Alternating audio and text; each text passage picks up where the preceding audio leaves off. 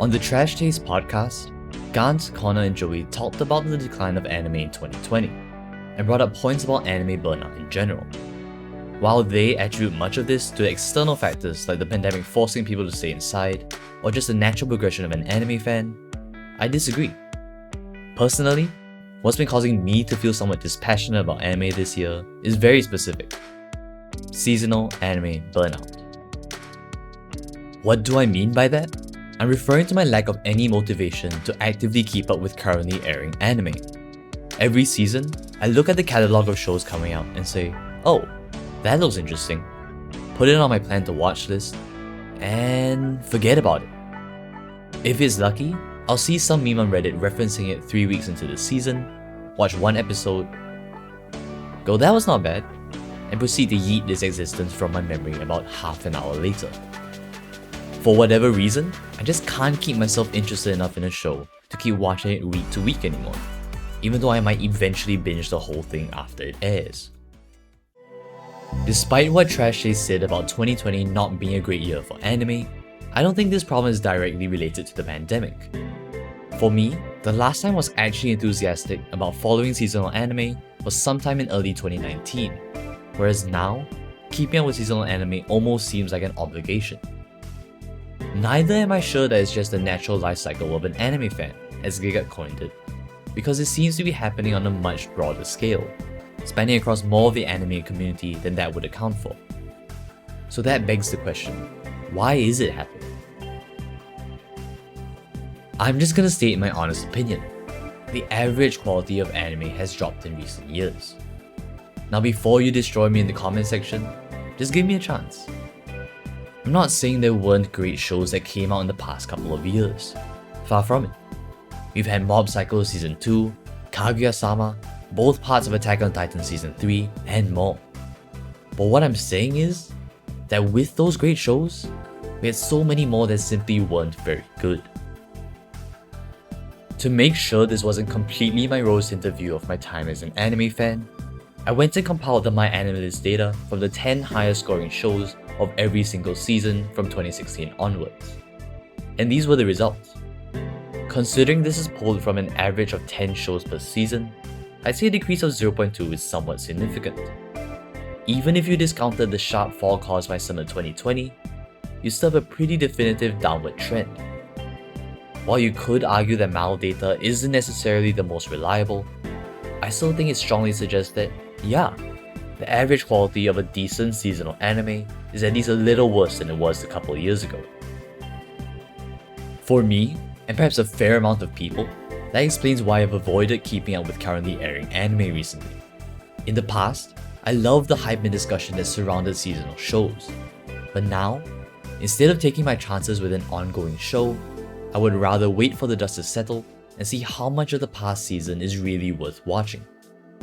I'm definitely jaded from watching the terrible endings of anime that started great, looking at you down in the franxx. But this is different. It's not a terrible ending that torpedoes my enjoyment of a show, but a sense that my enjoyment was never that high in the first place. As Joey would say, it's just mid.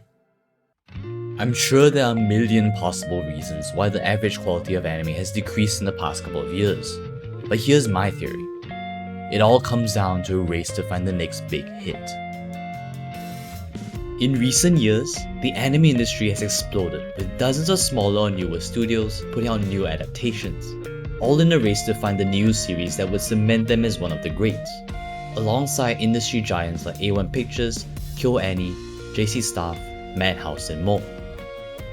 Which isn't to say some of these recognized studios haven't put out trash, unfortunately. What this leads to is these up-and-coming studios taking their chances by adapting manga and light novels that are gaining attention in the otaku community. In my opinion, that's contributed significantly to the continued boom of the isekai and fantasy world genre, seeing as that's still dominating the light novel and manga world. In some cases, this has led to major success, with Shield Hero and That Time I Got Reincarnated as a Slime being generally lauded as good shows, although even these came from more established studios. However, having read many of the series being adapted myself, I often can't say that I think they are worthy of an anime adaptation. either not being up to standard or not yet having enough content to support an adaptation. This means that from the very beginning, the anime is at a disadvantage, seeing as the source material itself can't hold up. And the data shows. Taking the average of the source material for the same shows as before, you can see that the ratings of the source material being adapted is decreasing year on year. And while I hate to agree with the people who say just read the manga, I think we can agree that it's rare for an anime to outshine its source material. What all of this leads to is a deluge of new anime every season that no one could possibly hope to keep up with. And unfortunately, great anime being fewer and farther between. With no one, including studios in my opinion, knowing what's going to be the next big hit, it drains motivation to keep up with seasonal anime, with there being a slim chance of finding a hidden gem that's actually worth watching. Granted, there are still shows or sequels from established studios that are likely to be great, and we'll all watch those. But in my opinion, part of the fun of watching ongoing anime was finding the ones that surpass your expectations, the underdogs that no one thought twice about. And that's something I find is becoming increasingly difficult with the current anime landscape. Yet there's always hope. If you've seen the lineup for 2021, there are so many sequels that I'm genuinely excited for, with some of them already airing. If Attack on Titan's first episode is anything to go by, this season should be absolutely fantastic. And although it's not quite the same, hopefully these shows can lift me out of the seasonal anime burnout I'm currently in. With that being said, here's hoping that 2021 will be a great year for anime. And that's all I have for you today. Thank you so much for watching.